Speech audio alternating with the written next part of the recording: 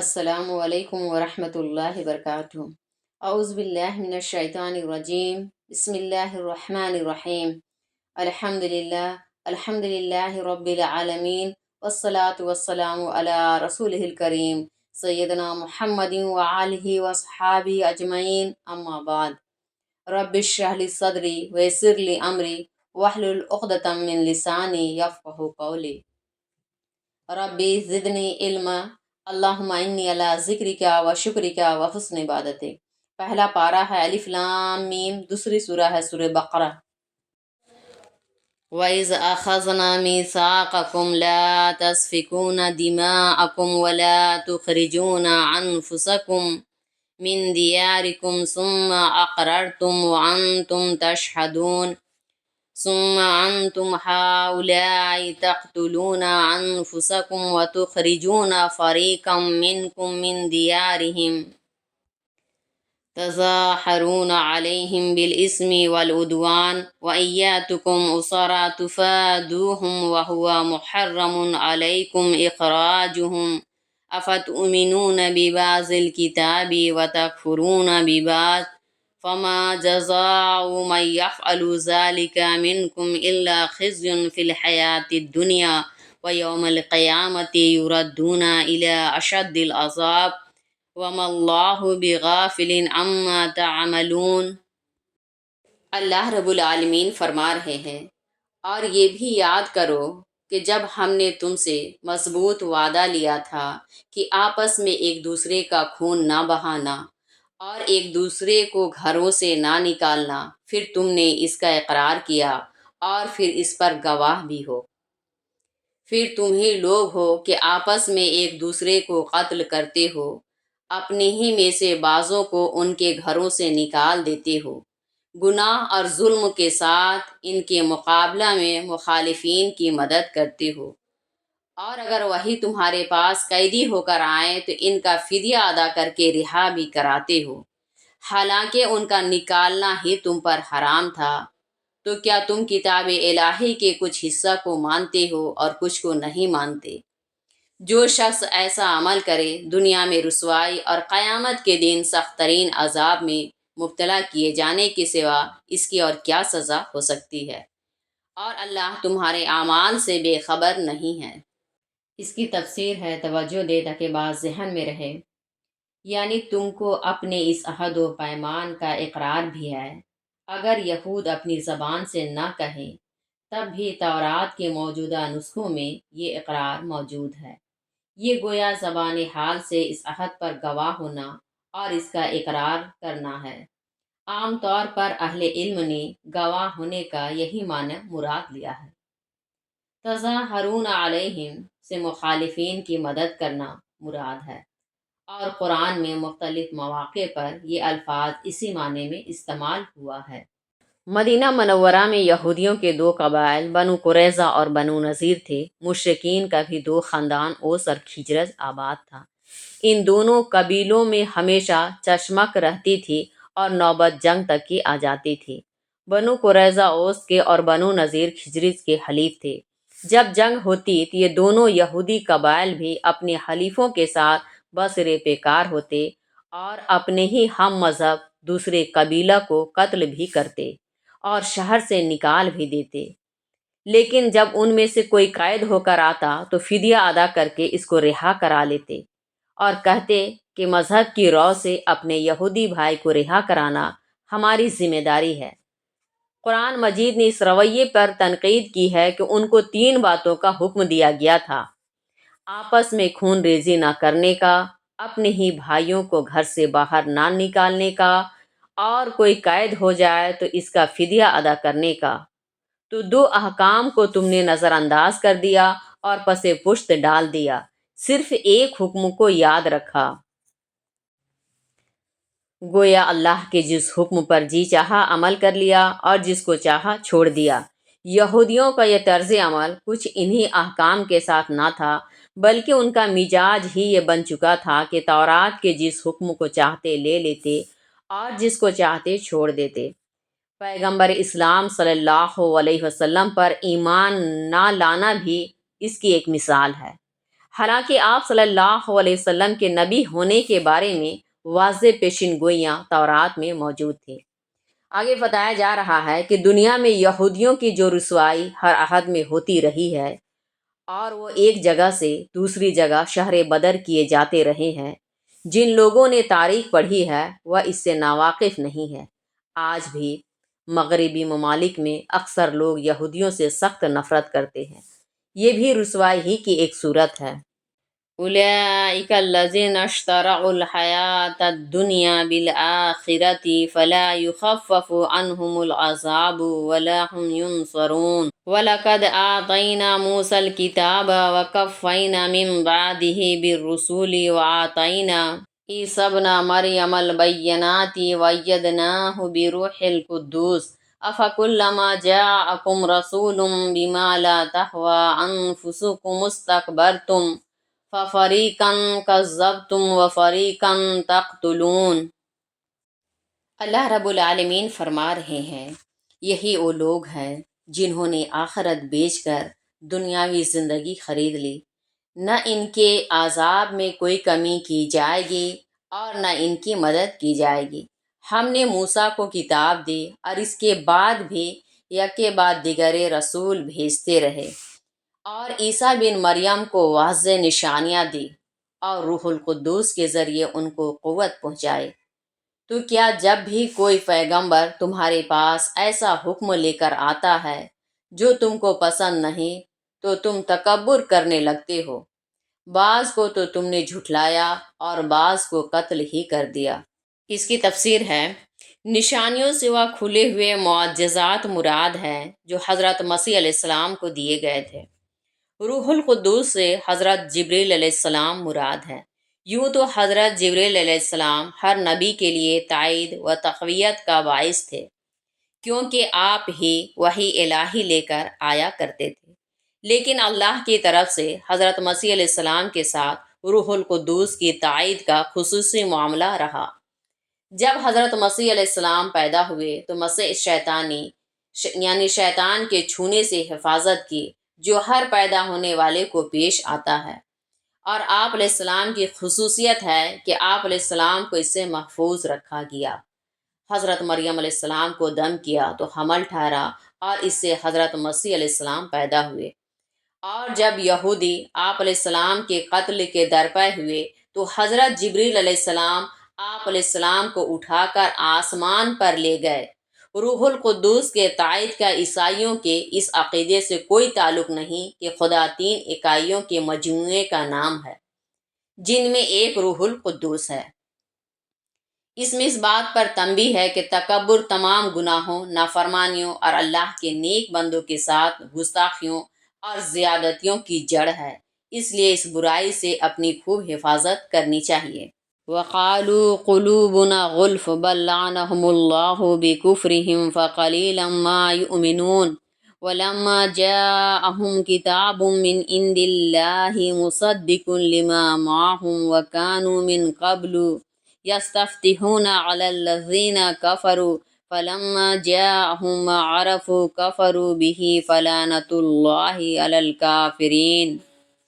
اور کہتے ہیں کہ ہمارے دل محفوظ ہیں، بلکہ حقیقت یہ ہے کہ ان کے کفر کی وجہ سے ان پر اللہ کی طرف سے پھٹکار ہے، اس لیے ان میں بہت کم ہی لوگ ایمان لائیں گے، اور اس سے پہلے یہ خود ہی کافروں کے خلاف فتح کی دعا کرتے تھے۔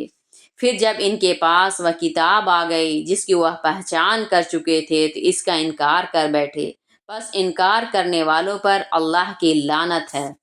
پھر ہے توجہ دے تاکہ بات ذہن میں رہے کہ یہود کہتے تھے کہ ہمارے دل گویا غلاف میں محفوظ ہیں۔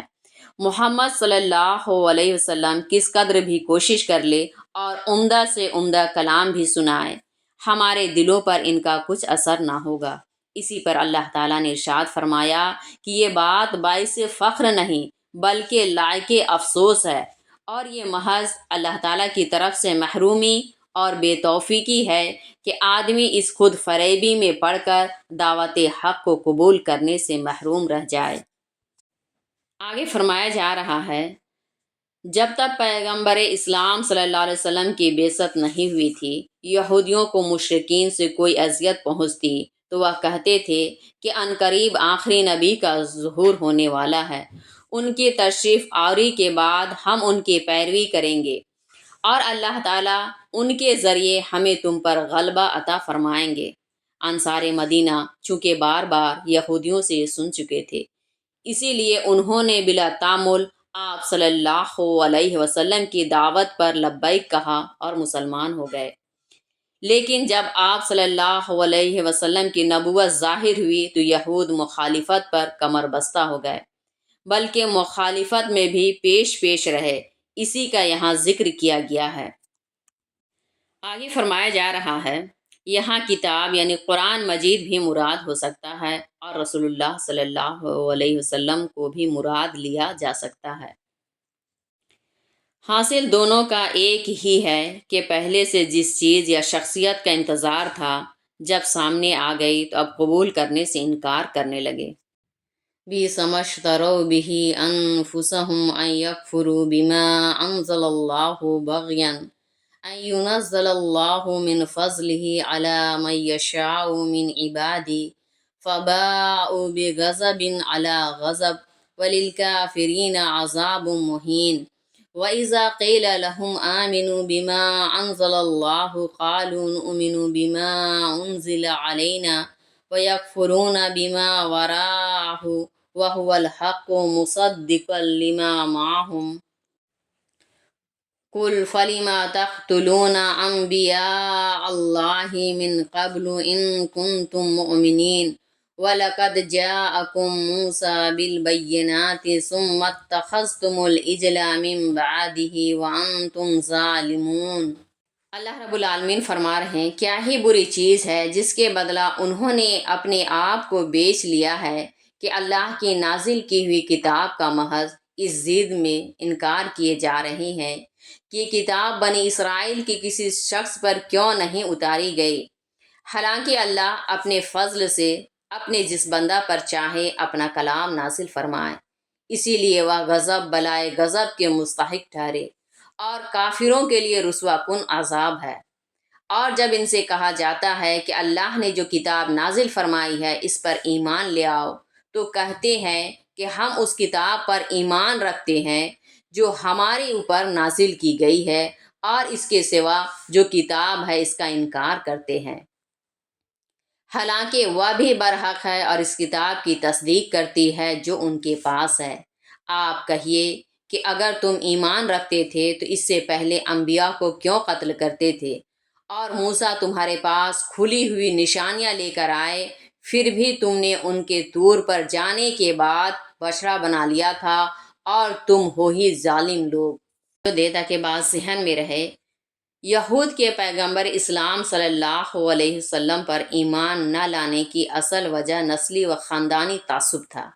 یہ حضرت اسحاق بن ابراہیم علیہ السلام کی نسل سے تھے، اور حضرت اسحاق علیہ السلام سے حضرت مسیح علیہ السلام تک جتنے پیغمبر آئے سب اسی خاندان سے تھے، جبکہ عرب حضرت اسماعیل علیہ السلام کی اولاد تھی۔ اس طرح نبوت کے سلسلۃ الذہب کا اختتام ایک ایسے نبی پر ہوا جو حضرت اسماعیل علیہ السلام کی نسل سے تھا۔ اسی خاندانی تعصب اور تنگ نظری کے باعث یہود ایمان سے محروم رہے۔ قرآن اسی کی تردید کر رہا ہے کہ نبوت ایک فضل خداوندی ہے، اور یہ اللہ کی مرضی ہے کہ وہ جسے چاہے اس فضل سے نواز دے۔ آگے فرمایا جا رہا ہے، یہود کہتے تھے کہ ہم نبوت و وحی کے منکر نہیں ہیں، لیکن ہم صرف انہی انبیاء پر ایمان لائیں گے جو ہماری قوم یعنی بنی اسرائیل میں آئے۔ یہاں ان کی فکر کی کوتاہی کو واضح کیا گیا کہ اول تو ایمان لانے میں نسلی و خاندانی تعصب نہ ہونا چاہیے، حق اور سچائی جہاں بھی ہو اس کو قبول کرنا چاہیے، اور قرآن کے حق ہونے کی ایک دلیل یہ بھی ہے کہ یہ تورات کی تصدیق و تائید کرتی ہے، نہ کہ تکذیب و تردید۔ اس سے معلوم ہوا کہ دونوں کتابیں ایک ہی سرچشمہ سے تعلق رکھتی ہیں۔ دوسرے، اگر تم اور تمہارے آبا و اجداد انبیاء بنی اسرائیل پر ایمان رکھتے تھے تو پھر تم لوگ انہیں انبیاء اور رسل میں بعض کے قتل تک کے مرتکب ہوئے، کیا انبیاء پر ایمان رکھنے والا ان کے قتل کا مرتکب ہو سکتا ہے؟ بچڑا بنانے کا مطلب یہ ہے کہ بچڑا بنا کر اس کی پرستش کی۔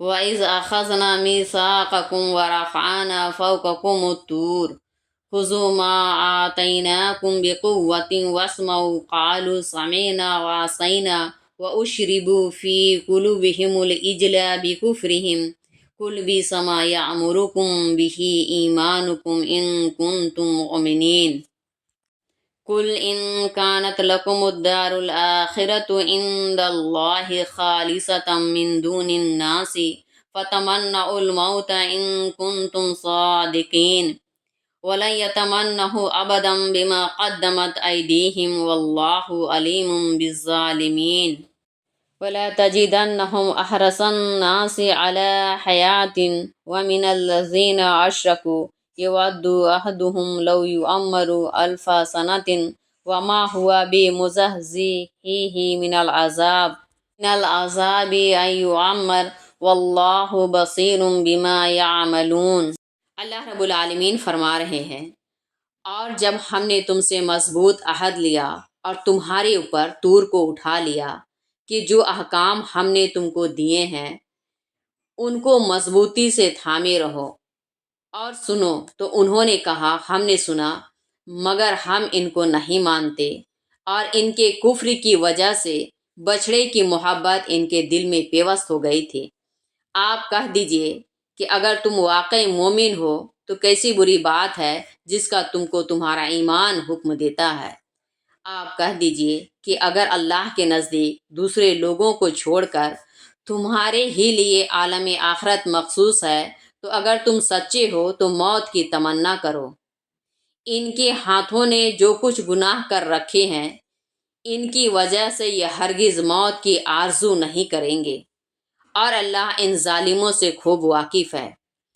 اور حقیقت یہ ہے کہ آپ ان کو لوگوں میں سب سے زیادہ زندگی کا حریص پائیں گے، مشرکین سے بھی بڑھ کر۔ ان میں سے ایک ایک کی خواہش ہے کہ 1000 سال عمر پائیں، حالانکہ اتنی عمر بھی اس کو عذاب سے بچا نہیں سکتی، اور جو کچھ وہ کر رہے ہیں اللہ اس کو دیکھ رہے ہیں۔ تفسیر ہے، توجہ دیں۔